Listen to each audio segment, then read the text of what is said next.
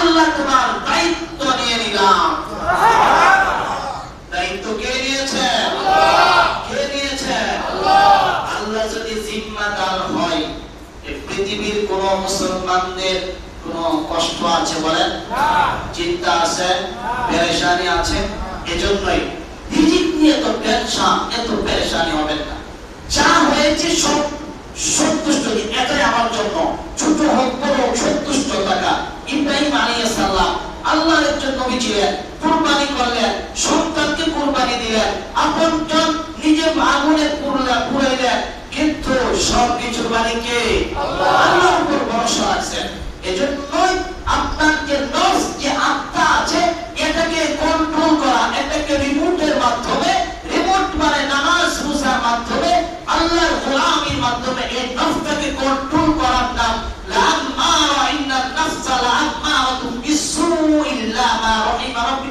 নফস চাইবে, চাওয়ার পরেও সাথে সাথে ইব্রাহিম আলাইহিস সালামের ঘটনাকে সামনে আনবেন। ইব্রাহিম আলাইহিস সালাম ইসলামের জন্য, আল্লাহর রেজামন্দির জন্য সন্তানকে কুরবানি দিয়েছেন, নিজে কুরবানি হয়েছেন, বিবিকে দুধুমরু প্রান্তে 12 মাস রেখে আসলেন। কার জন্য? এজন্যই যখন আযান পড়বেন আমাদের জন্য আসবেন না, ইব্রাহিম আলাইহিস সালামের ঘটনাকে সামনে আনবেন। আমি 10টা মিনিট দিতে পারি না, আর উনি তো আমার জাতির পিতা, যাকে দাবি করি, উনি তো সন্তানকে কুরবানি পর্যন্ত প্রস্তুত হয়েছিলেন, ঠিক কিনা বলেন? এভাবে প্রত্যেকটা সময়, প্রত্যেকটা মিনিট, ও ভাই কুরবানি করে সবে করে দিলাম, এটার নাম কুরবানি না। ফজর থেকে আসর মাগরিব পর্যন্ত, মাগরিব থেকে ফজর পর্যন্ত প্রত্যেকটা সময়, প্রত্যেকটা মিনিট, প্রত্যেকটা ঘন্টা কুরবানি, প্রত্যেকটা সেকেন্ড কুরবানি, কুরবানি, কুরবানি, ঠিক কিনা বলেন? ডিউটিতে আছেন, 10টা মিনিট বের করার পরে তারপরে সময়টা সেভ করে নামাজে আসা, কুরবানি। মোবাইলে আছেন, ওযু করতে হবে, এখন সময়টা নষ্ট হবে, কষ্ট হবে, সময়টাকে নষ্ট করে আল্লাহর ঘরে আসা, এটার নাম কুরবানি। বুঝছেন কুরবানি কাকে বলে? জমা করে দিলাম, কুরবানি শেষ। প্রত্যেকটা সময়, প্রত্যেকটা সেকেন্ড, প্রত্যেকটা ঘন্টায় আমার নফসকে কন্ট্রোল করার নামই কুরবানি। কন্ট্রোল করার নামে কি? আল্লাহ পাক আমাদেরকে হযরত ইব্রাহিম ইসমাঈল আলাইহিস সালামের কুরবানির ইতিহাস থেকে আগামী দিন যা জীবনের সমস্ত জীবন লাইফটা, লাইফ হিস্টরিতে যেন ইব্রাহিম ইসমাঈল আলাইহিস সালামকে ওনাদের মতো সাজিয়ে, ওনাদের মতো আমল আখলাক করে আল্লাহ পাক আমাদেরকে জিন্দেগি যাপন করার তৌফিক দান করেন। সবাই বলেন আমিন। আমিন। মুহতারাম হাজির, পবিত্র ঈদুল আজহার জামাতের সময় আমাদের হয়ে যায়, 1 মিনিট আগে আছে। আমাদের স্যার এখানে আছেন। যেহেতু ঈদের নামাজ বছরে 3 বার আসে না, সবাই কেউ কখনো 3 বার, আমি ভুল করলে আপনারা ভুল করবেন, যে হুজুর কি ভুল করতে পারে? বছরে কয়বার আসে? 3 বার। 2 বার আসে। ঈদের জামাত কয় তাকবীরে? অতিরিক্ত 6 তাকবীর, অতিরিক্ত 2 রাত। আমরা একটা ভুল করি। কি ভুল করি জানেন? ঈদের নামাজ পড়াই, খুতবা না শুনে যাবে, খুতবাটা অর্ধেক নামাজ। খুতবাটা কি? অর্ধেক নামাজ। খুতবাটা একটা নামাজ। খুতবাটা না শুনে আপনি ঈদের জামাত হবে না। নামাজ শেষ জায়গা হয় না। ঈদের জামাত একটা দিন, সমান তো আজকে অতিরিক্ত ছুটির ব্যবস্থা করা আছে। আজকে আপনি এত তাড়াতাড়ি বললেন, মুসলমানদের ঈদ আনন্দ হচ্ছে আমলের দ্বারা। কিসের দ্বারা?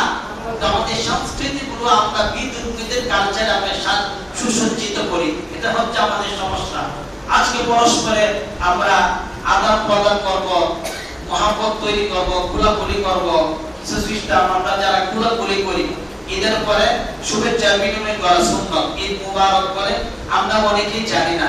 3 বার যে ইংরেজদের, ব্রিটিশদের যে থিওরি, এটা না, এটা হচ্ছে 2টা কল, এই যে বাম হাত, একটা কল বলা হয়, 2টা কল একসাথে আস্তে করে হালকা করে একটা চাপ দেওয়া, কলটা করবে চাপ দেওয়া, মানে মহব্বত আদান প্রদান করা। তা আমরা কি করি? 3টা টাকা মানে এটা সুন্নতের খেলা। এটা কিসের খেলা? সুন্নতের খেলা। আমি নামাজের পরে করব, আপনারা দেখবেন একজনের সাথে করব, হালকা আলতো করে একটা চাপ দেওয়া। আল্লাহ পাক তৌফিক দান করেন।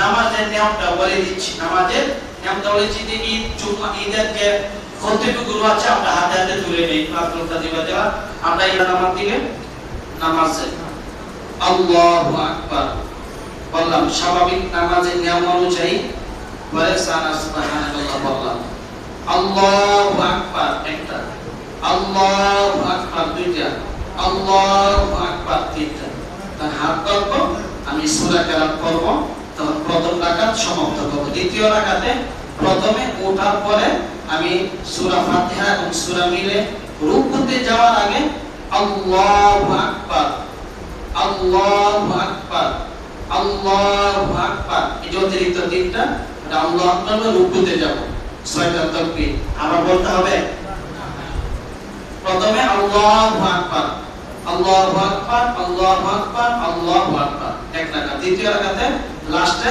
আল্লাহু আকবার আল্লাহু আকবার আল্লাহু আকবার রুকুতে চলে যাব এভাবে সুন্নাহ আর নিয়মটা হচ্ছে যে অতিরিক্ত সহিত তাকবীরের সহিত পবিত্র ঈদুল আজহার জামাতে ইমামের ইক্তেদা করলাম এতটুকু না পারলে বলবেন ইমামের উপরে বার আল্লাহু আকবার তাকবীরগুলো বলা ওয়াজিব যখন আমি তাকবীর বলবো আল্লাহু আকবার গুলো বলবেন আর কথা হচ্ছে আজকে আল্লাহ পাক মা তাকদ্দামা মিন যামবিহি প্রত্যেক মুসলিম উম্মাহকে নামাজের পরে ওপেন ভাবে আল্লাহ তাআলা ক্ষমা করে দিবেন সবাই বলেন না সুবহানাল্লাহ সুবহানাল্লাহ সূরা পড়ে সুবহানাল্লাহ বলবেন সুবহানাল্লাহ আরেকটু আস্তে বলুন সুবহানাল্লাহ সুবহানাল্লাহ না এই আওয়াজ ঈদের দিন সুবহানাল্লাহ করে প্রকম্পিত হয়ে দেওয়াল ডাকাত বলেন সুবহানাল্লাহ সুবহানাল্লাহ আল্লাহু আকবার আল্লাহু আকবার এগুলো মুসলমানের সংস্কৃতি বিদুর্মীদের পরিচয় দিয়ে প্রকম্পিত হয় এজন্য আমাদেরকে আরো জঙ্গি বলে এজন্য এই